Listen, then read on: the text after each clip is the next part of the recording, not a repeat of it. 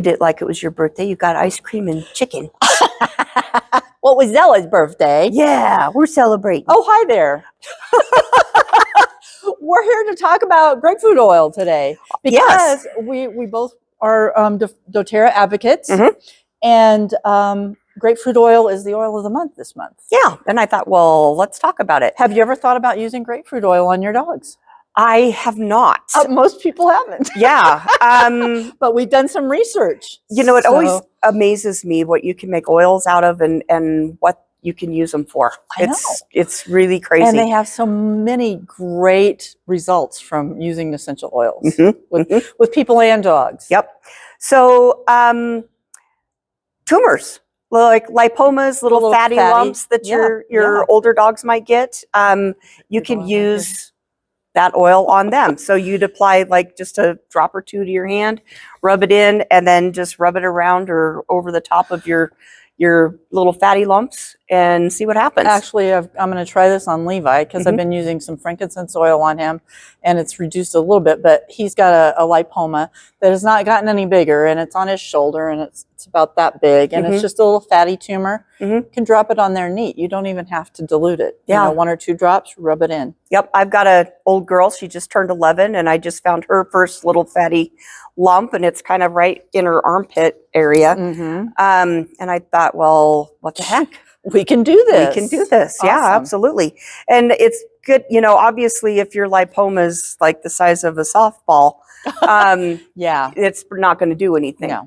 But if you attack them while they're small, then absolutely. Absolutely. Yeah. Another thing that grapefruit oil helps with is senility. So I'm going to start taking that. Take a bath of that. My memory is just not what it used to be. That happens to all of us. Yeah, I know. Yep. I think because we're not that old. We're really not that old. I know I got gray hair, but I'm really not that old. Right. But honestly, we've got so many things going on. I think, you know, your memory has some short circuits, right? Yep. So putting some grapefruit oil in your water. Yep, absolutely. You can also put it in your dog's water. Yes, you can. And they might enjoy it. Let's see if they like it. She's like, I'm not keen on that. Smells like citrus. Yeah. Here's another one that stood out to me. Helps with obesity. I know. So yeah, that's pretty awesome. So if you've got a dog that's overweight, or maybe you eat too many French fries and hamburgers, it might be something that you would consider putting in your food. And we do have a product in doTerra for people called MetaPower that has grapefruit oil in it that is for weight reduction. Yes, it is. So that's a good thing to know. But I didn't make that connection that you can use it on an obese dog. Yeah. That's great. So it is great. Great.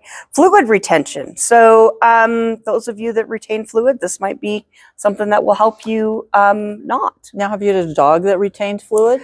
I had a dog that had heart issues, and that was one of the things that he had to take medication for was fluid retention. And eventually it's what killed him. Yeah, the Lasix. Yeah, me too. That's what killed Titus. Yeah, was a heart failure, congestive heart failure. So if grapefruit oil can reduce that, I'm all in. Me too. Man. I am all in. And liver conditions. So your liver is a major organ that helps detoxify and strain out any impurities or bad things that you're putting into your body. And if you're like me, your liver does overdrive. And so my poor liver would probably be really happy to see a little bit of grapefruit. Yeah, so it helps with that. That's amazing. Yep. That's just amazing. And if you've got a dog who's got liver conditions, then, you know, absolutely you can use it. Yep.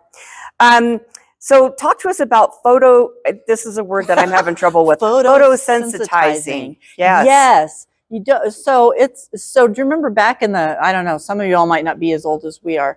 We're not ancient, but back in the 70s in the day, used to put a little bit of lemon juice in your hair to make it blonder in the summer, go outside and your hair would bleach out.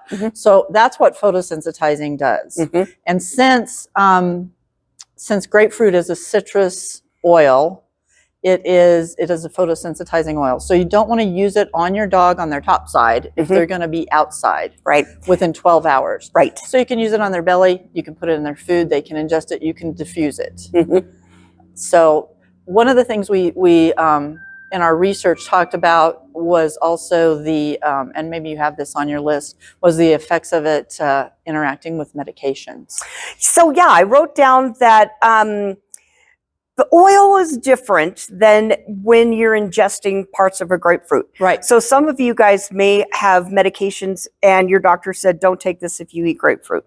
Yeah. And eating the meaty part of the fruit is can actually interfere with the certain efficacies of medications. Of different types of medications. Right. Grapefruit oil, though, is not made from the fruit. It's not. Made from the rind. Right. And it does not, affect other medications. In fact, it's often used to enhance medications and make them even more effective. That's very cool. So yeah. you don't have to worry about that with your dog, which was a thought that I had initially was, can I use it with Levi? Because he takes a thyroid medication, but obviously it won't hurt that. Yeah. Oh, that's awesome. Yeah. So how can we use this with our dogs? Well, one way is you can diffuse it. So diffusing is where everybody's seen those little diffusers. You put a little bit of water in it, you add a drop or two of oil, you turn it on, and it sends a mist out into the air. So you can do diffusing. And I've diffused grapefruit oil and it smells really good. Does it? Yeah. I bet it smells real fresh and clean. It does. Yeah. Awesome. You can use it orally, so it can be given in food and it doesn't need to be diluted. So we talked about an oil a while back that does need to be diluted if you're going to use it orally, but this one doesn't. So you can put a couple of drops in some liverwurst and give it to the dog, and I bet or like I do, I put a lot of warm water in their food. So that it, they stay hydrated for one thing. I'd put a drop or two in there. And how much should you give your dog? You want to give 1 drop for every 20 pounds. So again, if you've got a 60-pound dog, then you're going to be doing 3 drops. Twice a day. You can do it twice a day. You can do it up to twice a day. Yeah. So in the morning and before bed, maybe. Unless your dog's going to be outside, and then you might want to, I think it's mostly if it's on your skin. Yeah, I was going to say if it's used topically, and especially if you're using it in places where the sun can get. So if you've got a dog who likes to bathe upside down with their tummy up in the air, probably not a good idea to put it on their tummy. But yeah, so you can use it with diffusion. You can also put it in the canine supportive blend. Yes. And so that's another way that your dog can take it. Yeah. So there's lots of fun ways that you can use this. There's lots of applications for it. And we hope that you'll consider maybe getting some for your cabinet. We have a link down below to our doTerra website if you want more information about doTerra products and how to use them. Drop us a line. Let us know any questions that you might have. Once again, we do our in-depth research. We're not just Googling things. So please let us know if you have questions, and click on our link below if you're interested in getting some doTerra oils. Wonderful. Thank you guys for watching.